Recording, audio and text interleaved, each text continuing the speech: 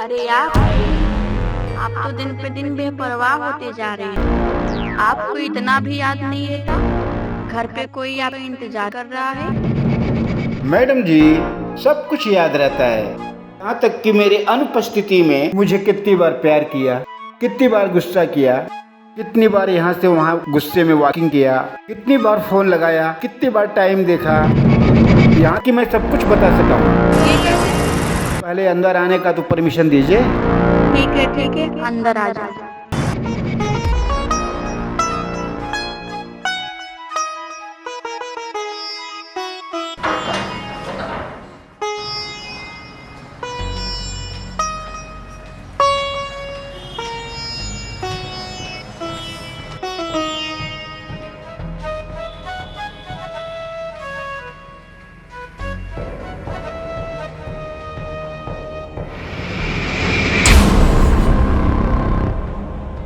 आप ऑफिस से सीधा घर ही आया करिए।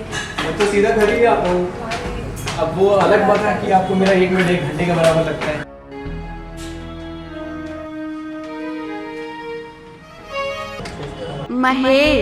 महेश सुनो ना, इतने बड़े घर में आपकी बीबी अकेली रहती है, थोड़ा जल्दी आ जाया करो ना।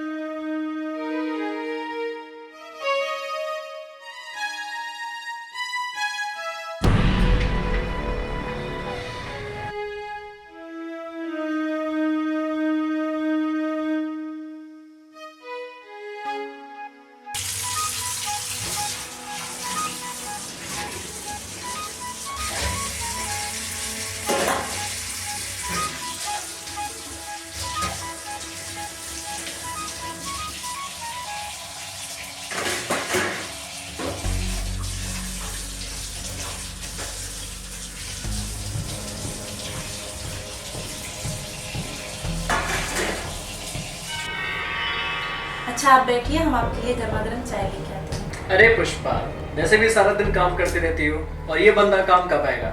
चाय मैं लेके आता हूँ। नहीं, चाय मैं बनाऊंगी। ये एक पत्नी का धर्म होता है कि वो अपने पति का ख्याल रखे। और वैसे भी आप 8 घंटा तो ड्यूटी पे रहते हैं, हाँ, और आके आप उनको चाय पिलाएंगे। मैं आपको चाय बना के पिलाऊंगी। पत्नी का धर्म होता है कि अपने पति का सेवा करें, उनके खाना नाश्ता हर चीज़ का ध्यान पत्नी को रखना पड़ता है। तो ये हम आपका ध्यान रखेंगे, ठीक है? आपको कोई ज़रूरत नहीं है चाय बनाने की, मैं आपके लिए चाय बना के लाती हूँ। पुष्पा, मैं वैसे भी 8 घंटे तुमसे दूर था, कम से कम 8 मिनट तो मेरे साथ व्यतीत करो। अच्छा बाबा, ठीक है, लेकिन हाँ, हम आज चाय आपके साथ नहीं पिए। आज आपको चाय अकेले ही पीनी पड़ेगी, क्योंकि मैं आपसे बहुत गुस्सा हूँ। बेबो, जी भाभी जी। जी भाभी जी। अपने भैया के लिए 1 गिलास गर्म पानी और चाय लेके आना। भाभी आप भी लेंगी चाय? सिर्फ भैया के लिए? ऐसा तो कभी नहीं हुआ।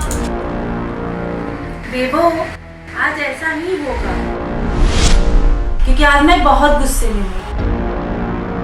आज से पहले मुझे इतना गुस्सा कभी नहीं आया। जी भाभी जी। बेबो, जी भैया।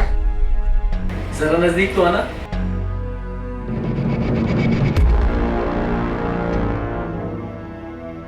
बेबो, जी भैया।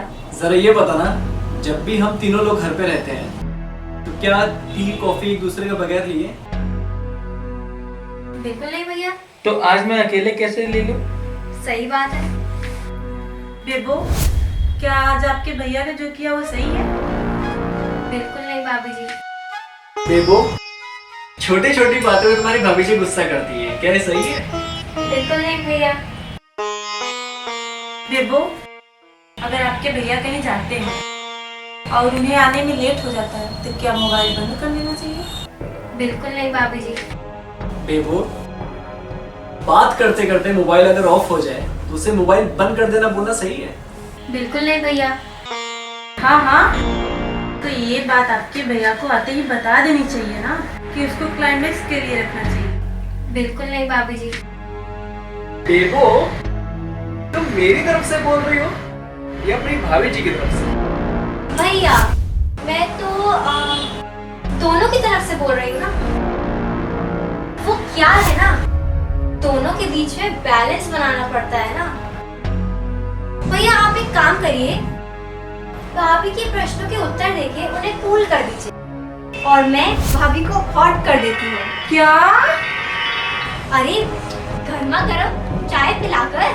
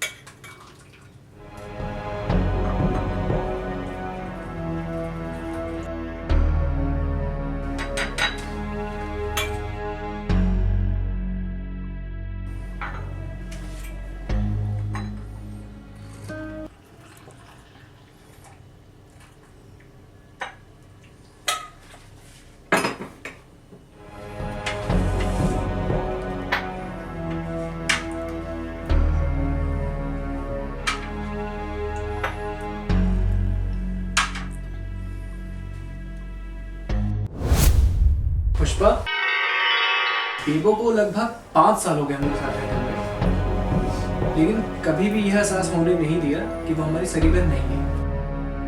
उसे खुद से भी ज्यादा हमारी फिक्र रहती है। हम लोग के प्यार मोहब्बत के बीच जो भी अनबन हो जाए, कैसे बैलेंस करती देखा है तुमने? हाँ महेश, मुझे भी उस दिन की बहुत फिक्र होती है जब हम उसकी शादी कर देंगे, फिर वो अपने ससुराल चले जाएगा, फिर हम लोग का क्या हाल होगा।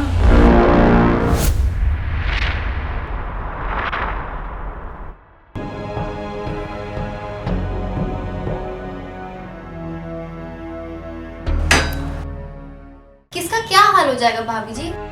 अरे हम लोगों का। आखिर हुआ क्या है आप दोनों को? मेरे होते ही आप लोग कुछ हो जाए, ऐसा हो ही नहीं सकता। बेबो, तेरे रहते तो कुछ नहीं हो सकता, लेकिन लेकिन क्या भैया? जब तुम चली जाओगी तब की बात है। मैं चली जाऊंगी, लेकिन कहाँ? अपने ससुराल। What do you mean bhabhi ji? Yes Bebo, I mean to say जब आपकी शादी हो जाएगी और आप अपने ससुराल चले जाएंगे। मुझे ऐसी शादी करनी ही नहीं है ना, जिसकी वजह से मुझे आप दोनों को कहीं भी छोड़ के जाना पड़े।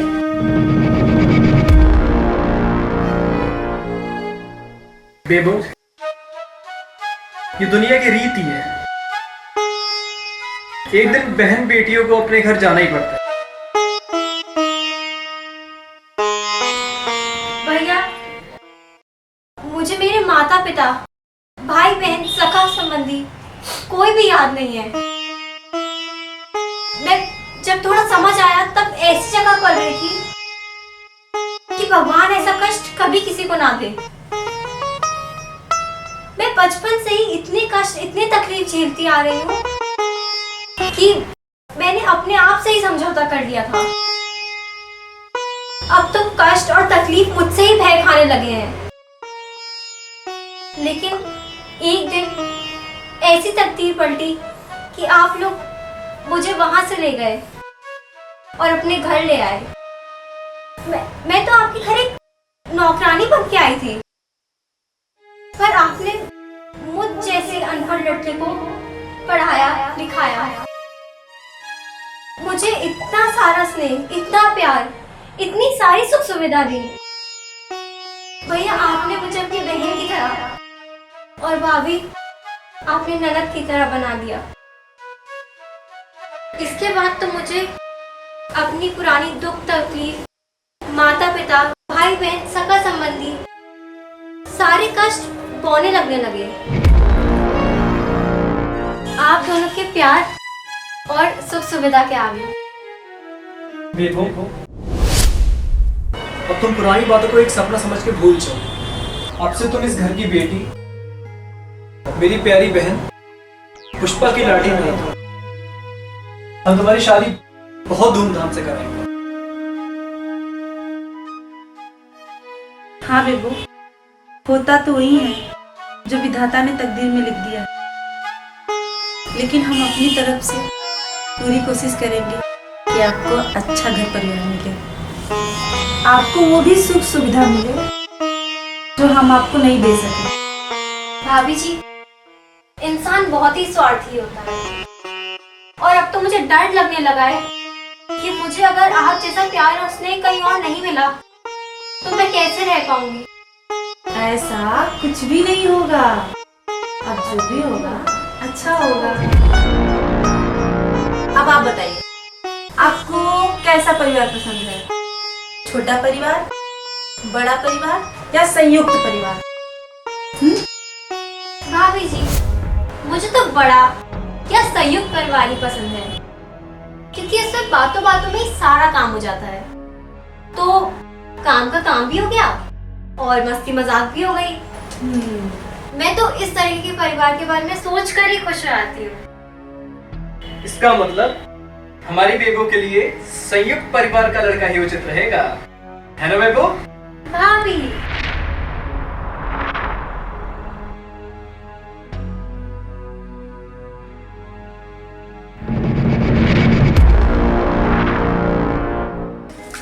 अमित ने तो बताया था अपना लाल रंग का गेट है, इस कॉलोनी में तो यही लाल रंग का गेट है।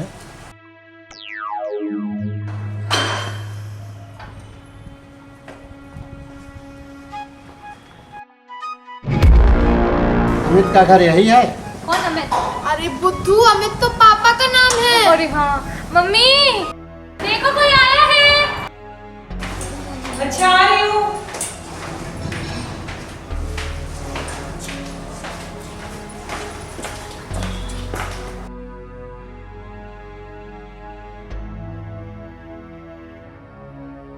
अरे आप लोग आइए।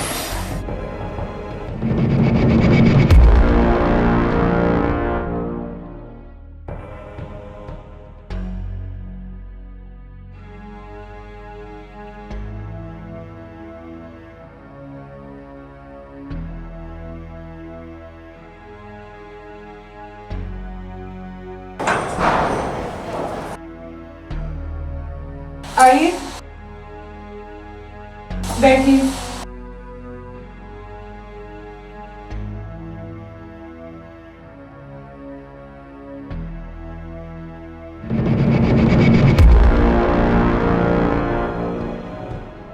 बैठिए, मैं पानी लेके आती हूँ।